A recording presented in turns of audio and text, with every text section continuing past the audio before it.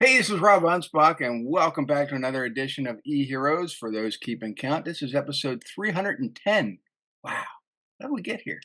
You know, and we're going to talk about that because without me having confidence, we would have never gotten to episode 310. In fact, we probably would have dropped out at episode 34. So, confidence, positivity, that's what we're good. That's the name of the game on this episode. And my next guest, she's writing a book called WTF, What the Funk? Yeah, so I'm looking forward to that book. So I want to welcome Molly Smith and thanks for being here. Thank you for having me. I'm so glad to be here. So glad to be You know, here. I think that and I don't want to keep on bringing up COVID because a lot of my audiences know that a lot of things came out of COVID that they didn't like. Yeah. And I think COVID really kicked people in the jimmies and lowered their confidence level to the Yeah. point where they didn't know if they were going to continue being an entrepreneur, if they didn't, or go Yeah. work for someone else. Yeah. And I've been an entrepreneur for 30 years. Yeah. This is all I know. Yeah. Got to make it work. Yeah, it's up to me to pay the bills. That's right. It's up to me to create my own retirement account, whatever that looks like. That's right. I don't handle well under somebody else's control. Yeah. And the thing is, most of my clients are lawyers, doctors. They're always in control. Right. Not around me, they're not though. So and That's I great. think that's why I love being an entrepreneur. I love having my own company Yeah. because I can tell other people the opinion that I think they should go, the direction they should take, and they Yeah. listen, Yeah. you know? And I'm Yeah. not saying that's arrogance. I'm not saying I'm cocky. Oh, Although early on, I think people would define me as that. I sure. think that it was a level of confidence that kept me going year after year after year. Yeah. Yeah. It's interesting you bring up COVID because, in that season, like everybody's world changed. It's like you remember the old book, Who Moved My Cheese? I mean, Mhm, everybody's cheese got moved. And so life had to be reimagined. mhm, And what we thought was going to be the trajectory was not. And we didn't have any control over that. yeah, So that can certainly, I mean, it can shake your identity. It can certainly shake your confidence in that. And, you know, I have been on a journey. I've been a corporate for the last 25 years. I've had a health and mindset coaching practice for the last 5.5 years. And what I know to be true is that if we hook our confidence in our self worth to the external validation of other people, we are in big freaking trouble. mhm, Big trouble. yeah, And so I had a coach one time. First of all, I think everybody needs a coach. I've had so many different types of coaches in my life. I am a coach. I hire coaches. I've worked with coaches, but I had an executive coach many years ago introduced me to a tool that has been an absolute game changer, and I am passing it on as well, called the Confidence Resume. And we'll put a link to it in the show notes for your listeners. But I believe confidence is the memory of success, mhm, right? The memory of success. And so the confidence resume, it's such a brilliant tool. Matter of fact, I have it. I'll show you. I do one every month. So this is my confidence resume. I've gotta fill stuff in. But back here behind my desk, I've got my confidence resumes every single month for the year. I do a new one every single month. And it essentially is there's a series of prompts, so questions that basically says like, when is a time when you were scared or unsure and you followed through and you did it anyway? Or mhm. when was a time where you did something that you never thought possible? And my books are an example of all that. Exactly, right? Or like, give me like, when was a time that you did something that you're glad you did, but you're never gonna do it again, right? I And say that with every yeah, book. 100%, right? So for me, that's running a half marathon. Mhm, Did it, crossed it off the list, have no desire to go run 13 miles again, right? But the idea here is that there are nuggets in our recent past, all the way back to our childhood, where we did something in a moment of uncertainty, where we were scared, we were unsure, and you followed through. Yeah. And so the confidence resume is visual proof that you have done these things in the hard times. Because first of all, I think number one, we forget we forget the things that we do that are really amazing, Mhm. right? We do it and then we're looking forward to the next thing. But we know that the next thing or 5 things down the road or 2 years down the road, you're going to be in the same type of circumstance when you're in a moment of uncertainty and you're like, I don't know what to do, but then you can go back and look at your confidence resume and see proof, evidence that you can operate in those moments, and you can take the next best step and build your comp. And so we're doing it all the time. We just don't, uh, collate it in a way that we can leverage in the moment, Mhm. right? Yeah. Yeah, I think a lot of people, also focus on the wrong moment, you Oh know? yeah. They maybe they look at a divorce, they look at, Mhm. a problem with a partner in their business, Yeah. and I haven't had a divorce, I've been married 35 years, Yeah. but early on in my career, I had a partner in a business, and he skipped town, took some equipment, never saw him again, and instead of me learning, I took on another partner for another venture, and the guy was just so lazy. He didn't do anything, cost me so much money. And we could dwell on those things, Mhm. or we can learn from them and move forward. Well, the second guy I met almost 20 years later, I had walked into a McDonald's and there he was, sitting at a table eating, and he just started looking at me. And, less hair, he was a little fatter. And I'm like, "Is that guy?" And he comes up to me, he goes, "Rob, don't you remember who I am?" And as soon as he spoke, I knew who it was. And I said, "How you doing?" He goes, "You suck." So, "What do you mean I suck?" He goes, "You've gotten so successful, and after we split up all those years ago, all I have gotten is loss and pain, and how's that my problem?" Yep. Right.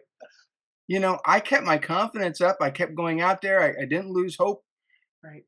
and you look like you just got beaten down and left to die. It just I Yeah. Why? Why do Yeah. people think that way? Why are you holding a grudge for 20 years? Like, who is that serving? Yeah. Who is that serving, right? I think that like life happens for us, not to us. So Mhm. you're either winning or learning, right? And so when I know when negative things happen or something happens where it was out of the blue, it's like, okay, I've got a choice in how I respond here. So let's be cognizant of that before I, lash out, Yeah. which I've done and I've, tried to rein that in, right? But we all I mean, that it makes me so sad to hear that that guy spent 20 years feeling like a victim in his circumstances, Yeah. and he Yeah. could have turned that around. Yeah. Yeah. To me, it's always about, okay, how can I learn from this? Maybe I'm not very happy that the situation happened. Okay. And I understand everybody goes through grief, they go through pain, they go through, you know, but you have to reprogram yourself to keep moving. I refuse to die being, I'm not going to say I'm a loser. I'm going to say that I didn't learn from this, and these are the circumstances. No, I'm going to keep on moving on. It just Yeah. to quote Clint Eastwood in the movie.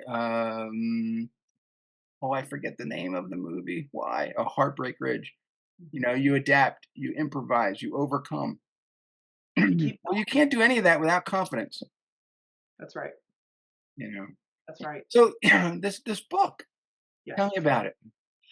Yes, so this book is born out of some of my life experiences over the last 5.5 years, where in a good chunk of it is from the last like 18 months, where I found myself in a funk Hmm. with my mindset, with my purpose, and in my work. I was really out of alignment in my job, my corporate job, and that kept me living in a lot of imposter syndrome, and it was create a lot of mental and emotional stress.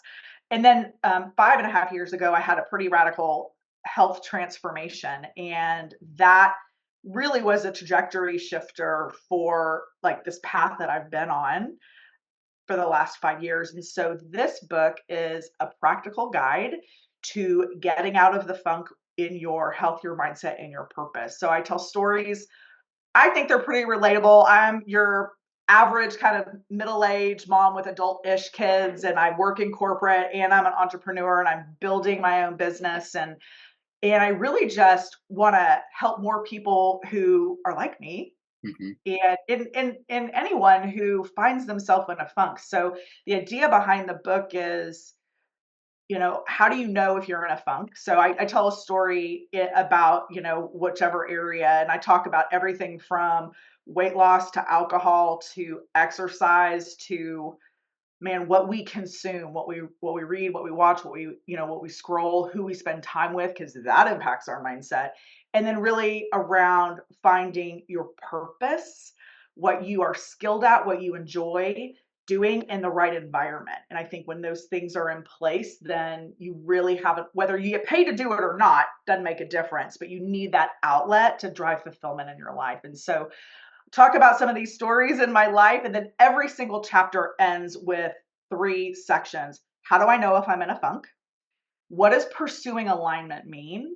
And what is your next best step? Because the overarching theme is when you are living a life in alignment or congruent to what you believe, what is your truth, that is where you're going to find fulfillment and joy and happiness. And so if somebody can learn from from my story and help pivot, then all the better. And I do want to tell the audience that I'm losing my voice, but every book that I've produced is also therapy. Yes. It's Yes. you know, and I'm not saying that I've never been in a funk. I have, but every single book that I've written or produced has given me the ability to see within myself and reflect. And so, whether it was lessons from the dojo, whether it was, no experience necessary, or the one of the latest books with co-author Steve Gamblin, who we both know, Yeah. the unfiltered, unscripted, or unscripted, unfiltered, unwoo woo, and unguru. Yeah. Those for me were my stories to the world. And it's also part of this new legacy that I want to be a part of, is that, I may not leave money behind for others to enjoy. I want to leave behind knowledge. Mm. These are my scrolls. In ancient time we wrote down stuff, put them in scrolls and stored them away.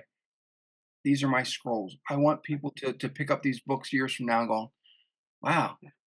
he was an asshole. No, he was this guy that had this common sense. He was sarcastic. He wanted to teach the world a lot of things. Yeah. And That- and you know, every time I produce a book, it's like this adrenaline, but it also boosts the confidence that I have to go out there and continue my mission to teach other people. what's fascinating is when we tell stories like that, I mean, vulnerability and transparency attracts community. Hmm. That's what people relate to. They don't relate to the polished whatever.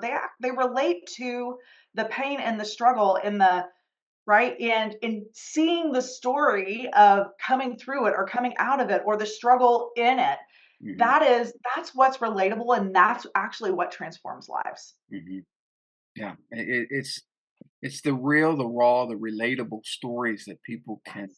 can can gravitate to. They can see themselves in those stories themselves. And when I came out with the whole Rob versus series, it's just me dealing with scammers and morons and lousy customer service.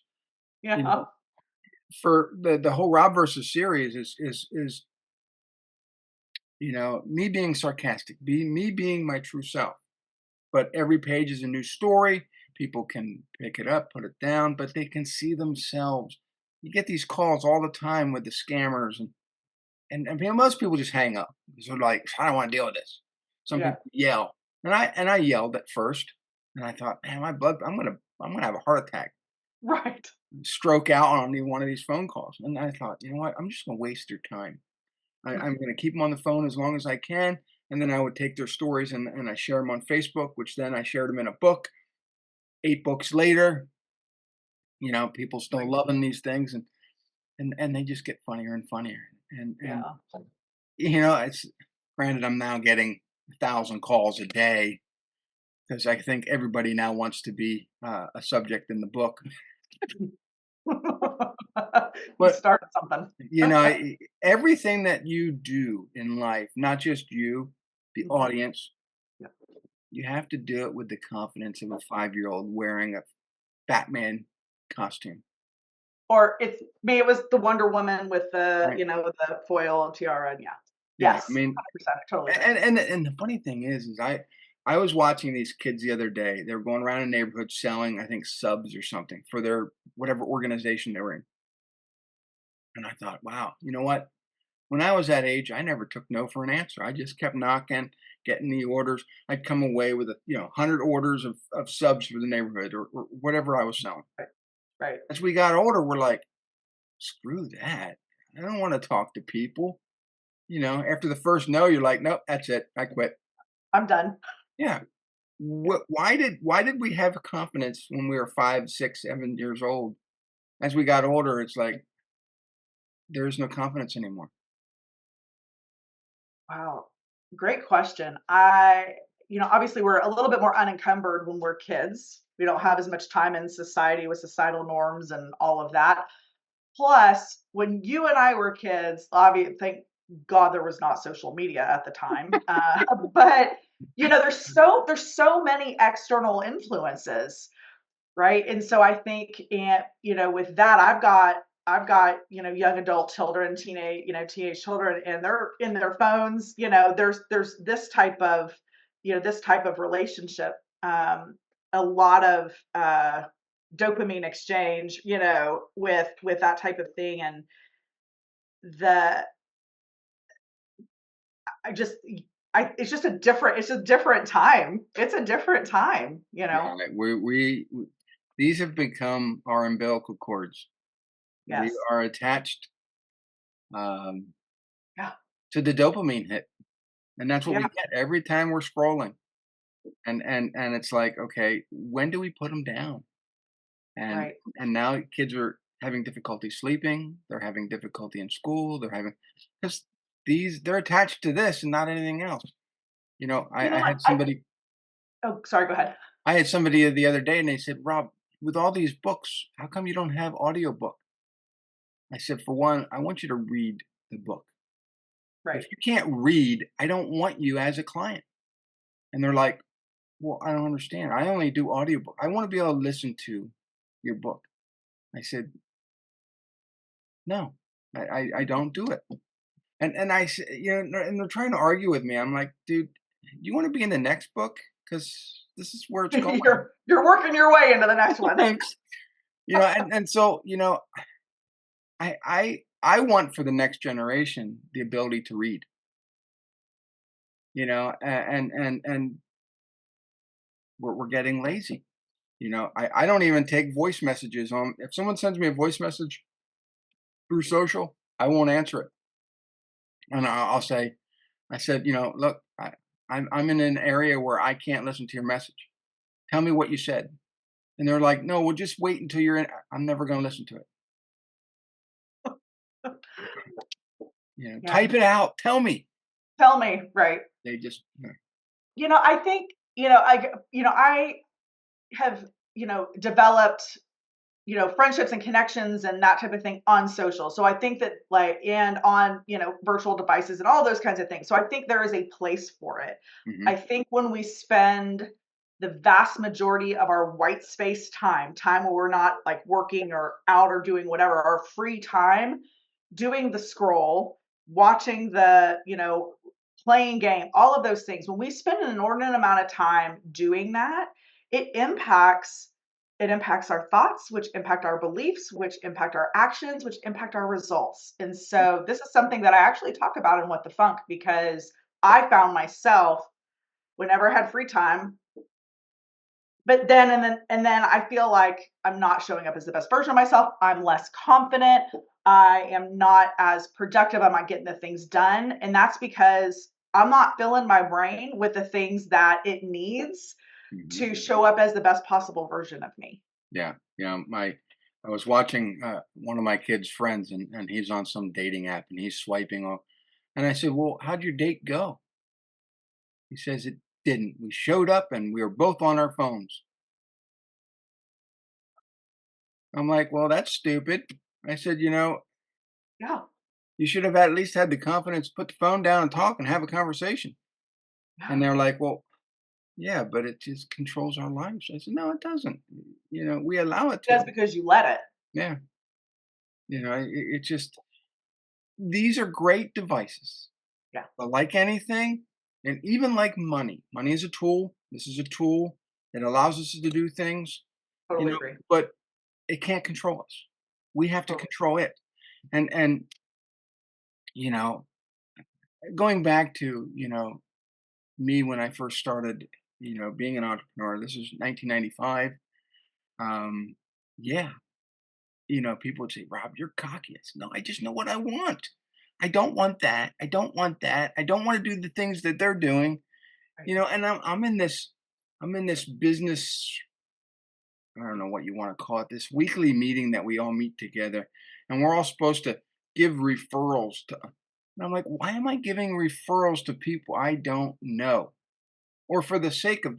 So I sometimes I think we get programmed into doing things we don't like, and the moment we try to be ourselves, it doesn't work. And for Means me, you're in the wrong place. right. You're in the wrong place if And you and can't show and up and as your I authentic think that's self. what was happening when social media first came out. I mean, I've been on social media for, I don't know, 2008, so a long time. We don't wanna create waves, so we go along with the crowd, and the moment we start to be ourselves, people are like, "Well, I'm triggered. I don't like your sarcasm." That's not my problem. That Um, is your problem. so, the more I started becoming myself, being very sarcastic, sharing my stories, educating people, you know, I would get rid of the people who really didn't want to align with me, and I replaced them with people that did. And I started getting more joy out of sharing my story. Yes. Of course. You know, Of course. Yeah, and I think when you do things like that, it gives you a better purpose because you yeah. feel like you're And more serving the right confidence. people. And more confidence. Yeah. Right? Not everybody, I'm not everybody's cup of tea. That's okay. I've got people who I do connect with and we're in alignment. Hmm. And those are the places that I'm gonna spend time. But I'll say as, with young adults, and I mean I'm in my late 40s and I'm figuring this stuff out over the last couple of years. It's taken me a hot minute to Hmm. do that. But wow, does it make a difference when you are in communities with people where you have commonality Yeah. and authenticity, right? Yeah. And I don't want people to get dissuaded by what the success of others. Because everything that you do happens on your time.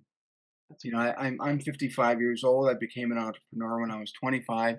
So I've been doing this for 30 years. Is my journey any different than someone else's? Maybe maybe it went too long. I mean, maybe I only got success as I got older. There are people that get success right away, you know, great but for them. when you look at certain things like the guy who created KFC, he was my age when he started, or he was older, you know. Yeah. Um, there are people that start late in their career, and, Mhm. and they create magic. There are people who start right away, and I think that it has to do with the confidence level that you have. Because Yeah. the more confident I became, the Yes. more successful I got. That's right. And That's right. so, yeah, maybe I wasn't confident when I first started because I didn't know a lot, and or I didn't feel like I was always my authentic self. Yes. So, And when that I changes. That yeah, changes as you get older too. yeah, now I just don't give a shit. So Yeah. I think, Yeah, absolutely. You know, and here's one of the things that I tell everybody. One of the biggest confidence killers is looking at your reviews and focusing on that one review that told you that you were an asshole, or your service sucked, or whatever that one star review, and you try to think about how you can fix that one thing. And I'm like, dude, what about the other 50 or 100 reviews that were positive? right. Oh, we don't care about them. We care about that. No, screw Yeah, that guy. our brains have a negativity bias. Yeah. I mean, that's just the way we're designed. So So we're I always don't gonna even look I for don't that. even look at the reviews anymore. I don't. It just Good for doesn't you. bother me.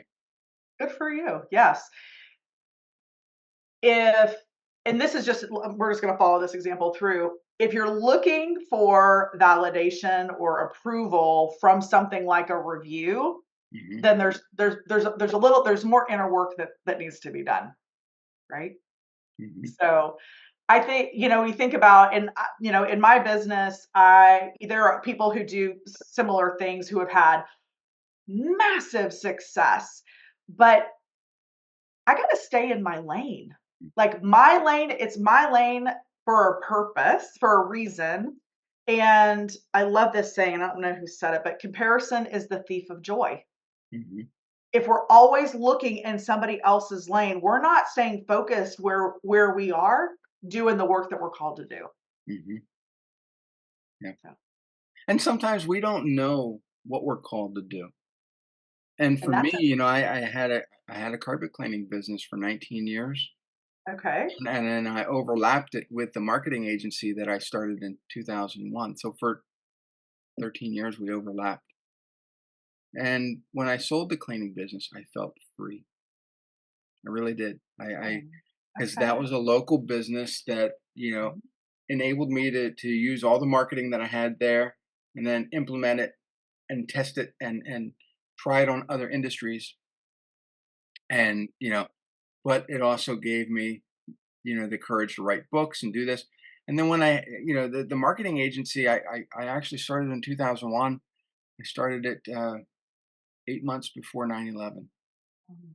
And Wow. so you know I focused on after 9/11. I focused on the local business that I knew that I would just, for me, I think it was one of those things where, yes, I still took clients every now and then, Mhm. but I didn't know the direction of the country. We were all in panic mode. Absolutely, we And were. so it took me a while to realize that, maybe I did take the wrong path. Maybe the cleaning business wasn't what I wanted, and I wanted to pursue consulting. But here's the thing: is that without me continuing that for many, many, many, many more years, I wouldn't have had the business that I have now. Yeah. So There's a everything purpose, happens for a reason. We don't always know what that reason is, right? but everything that we do strengthens us for the future. Absolutely. So it just, and started this consulting business in 2001, and 2013 the first book came out. So there was a 12-year gap that Anspach Media really didn't do a lot of work. We took on a few clients here and there, but after that book came out, we exploded, and clients all over the world, and the books are being sold. I love it when someone, we had a person contact us from Norway, and they're like, "Rob, I got all your books," and I'm like, you know, just to see my books are out there in places that I've never visited, is awesome. That's pretty amazing. I might be putting that one on my vision board per se. And then someone sent me a picture of one of my books at Mount Everest. They took my book with them. How cool is that? It's like, anybody can take my book to the beach and read it, but the Mount Mount Everest, Everest, not many people can say that. so That's news. those little things in life are your confidence builders. They are. You know, They and are. I always tell people, I said, look, you can be triggered on social media, or you can Yes. be glimmered, and people don't like what the hell's glimmered. Glimmer is that little flash of light that Yes. makes you happy, joyous, Yes. and you can see this success in something. Well, you experience enough glimmers in your life, you're never going to lose confidence. That's right. That's So it's you're it's right. it's there's I think we focus on the wrong things. I agree. I Hmm. agree. Especially if we're stuck doing this, you know. Yeah, there's days where I just want to throw my phone away and not have to talk to anybody ever again. Yeah. But it's a necessary evil. It is a necessary But evil. you can control how many times you pick it up and look at it. That is exactly right. So, hey, where do people find you? Where do they go? Yeah, so the probably the best place to find me where I'm most active is Facebook. So I'm Molly Moore Smith on Facebook. Or you can email me at molly@mollypositivepants.com. And the Positive What the Funk pants. book, I bet there's a yeah. story there. Oh, there is. There is a story now. That's kind of my moniker is Molly Positive Pants. I'm kind of known for it. I actually was at a restaurant last week here local in my town, and I was having dinner with my mom and my sister, and somebody walked by and said, "Hey, Molly Positive Pants," and I was like, and it took me a minute to recognize her. I hadn't seen her in like 5 or 6 years, but we're connected on social media, and so that was the one of the first times in public somebody called me out by that. But yes, that the Molly Positive Pants is based on the notion that life happens for us, not Mhm. to us. So in those moments, we have a choice on how we respond. So we're going to put on our positive pants and figure it out. Well, So, on your book, yes. after what the funk, it has to have your name and it has to have positive pants. Hashtag Bali positive pants. I'll have to figure that out because I'm working on the cover design right now. So that Yeah, because it just when people pick up the book, they just, oh, okay, Molly Smith, who's that? What's yeah, you put, you Molly know, positive pants on there. yeah, and it's gonna people are going, wow, yeah, I got to get to know her. Yes, would love Yeah, it. Yeah. because I'm Mr. Grumpy Pants. Yeah, Okay, we're a pair. All right. yeah, it's and people are like, well, Rob, why are you so grumpy on social? I said, I'm not. It's just Oh no, you're that's how funny. you're perceiving me. I'm really Yeah. a nice guy when I want to be.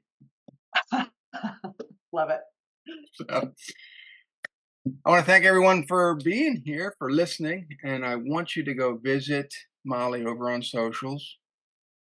Get her book when it comes out, and we'll see you on the next episode. Adios.